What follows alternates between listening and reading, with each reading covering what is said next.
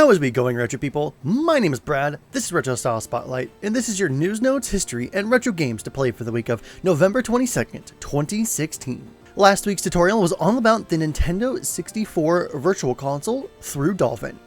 So this method is essentially emulating emulation, and it runs surprisingly better than regular N64 ROMs through an N64 emulator. Granted, the scope is smaller, more directed at the Wii, and Virtual Console injection is hit and miss on the emulator, but it exists and is a viable alternative if the game you want to play is on the list.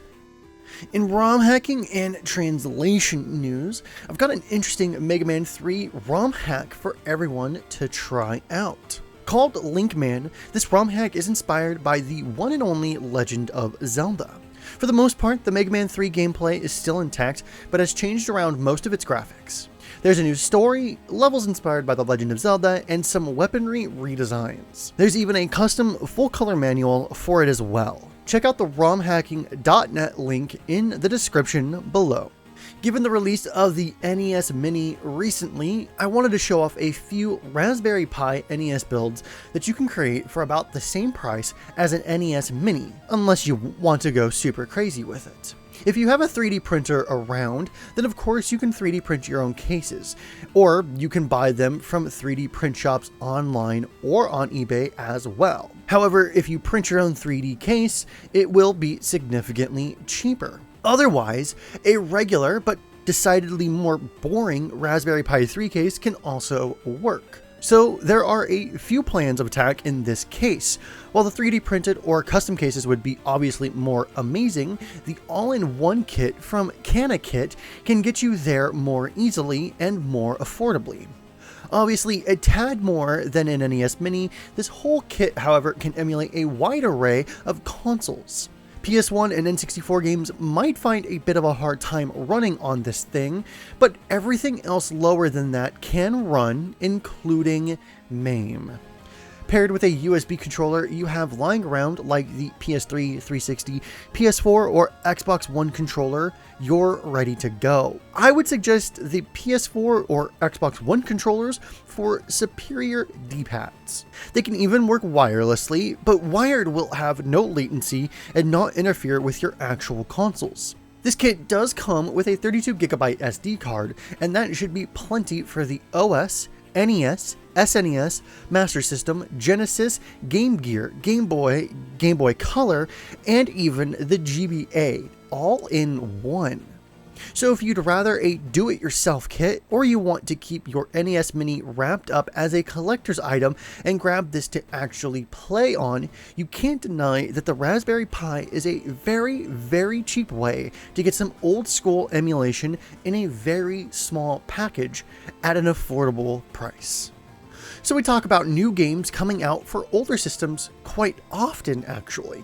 But this one is a bit different than most of those stories in that this developer is making a Genesis platformer the same way a developer from the 90s would.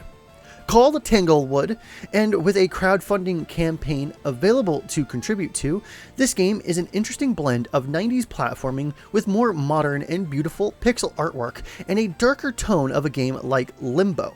Developer Matthew Phillips has said that the game has taken about 5 years to develop for thus far and will hopefully be released in November 2017. Part of that time was trying to figure out how to do it the old school way. Quote, "I got the opportunity to buy some original development hardware, which was unfortunately broken, and so it took a year to get it repaired and get all the missing cables, documents, manuals, and I had to get a software license to use it. But eventually, I managed to boot it up for the first time, and that sparked a passion to carry on." He then stated, quote, "I had to unlearn everything I knew about coding languages, but it's like working with Lego blocks, and you can build upon it. Once you've got the basics working, it's easy to go from there." The game will be playable on a Genesis or Mega Drive, and all Kickstarter tiers include a PC digital release as well. Matthew's Kickstarter goal is just shy of 60,000 USD, with 25 days to go at the time that this goes up on YouTube. There's even a playable prototype as well that you can load up on an emulator or flash cart right now. So if you like the idea of a Disney-esque 90s platformer crossed with the emotion of something like Limbo, then get your wallet and your pants ready. Now it's time for the Retro Remix Song of the Week. And in honor of the recent Pokemon Sun and Moon releases, we have a Pokemon Red remix titled Crescendo to Chaos, remixed by Cherna Bogue. And I'm sorry if I'm mispronouncing that. Based on the Victory Road theme and the theme that plays during your final battle with Gary Oak, this song is epic. Check out this orchestral piece in the description below.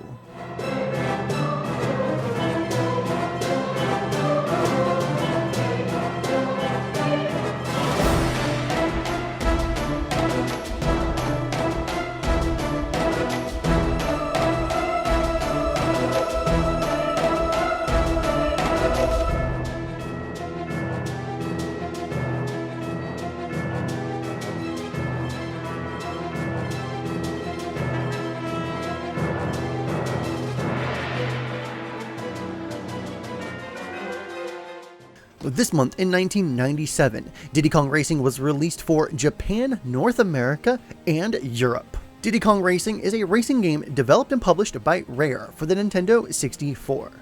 The game is set in Timbers Island and revolves around Diddy Kong and his friends' attempt to defeat the intergalactic pig wizard antagonist Wizpig through winning a series of races. The player can take control of any of the featured characters throughout the game.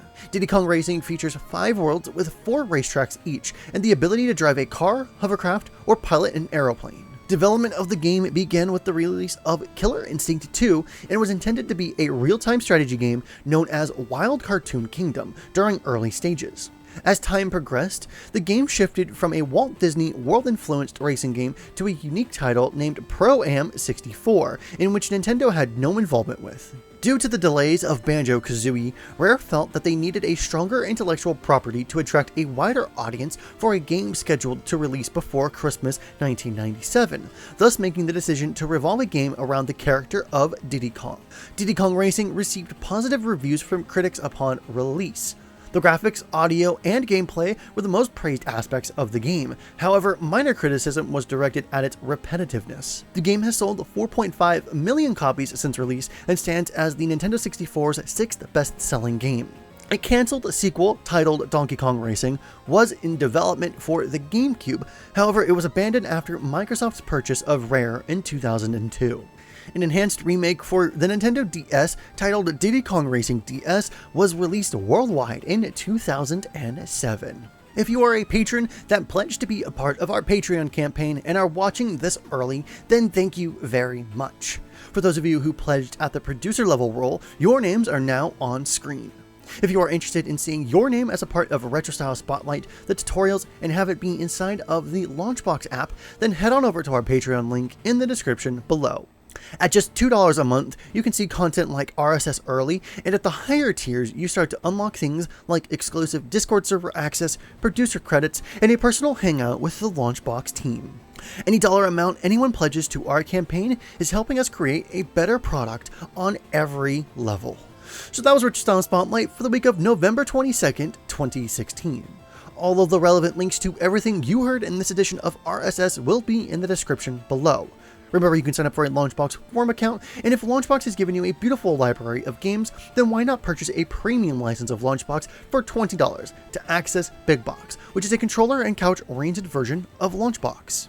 The Launchbox Games database is available for any user to contribute to as well. Jason, Kirsten, and I, along with the rest of the team, have a lot planned for our community, so if you haven't already subscribed to our YouTube channel, we're doing a tutorial video every Friday, live developer sessions, Launchbox news, Q&As, and a ton more content in the future. Let us know what you think of RSS and any feedback you may have on it. And remember to subscribe, or I'm going to put you on the list.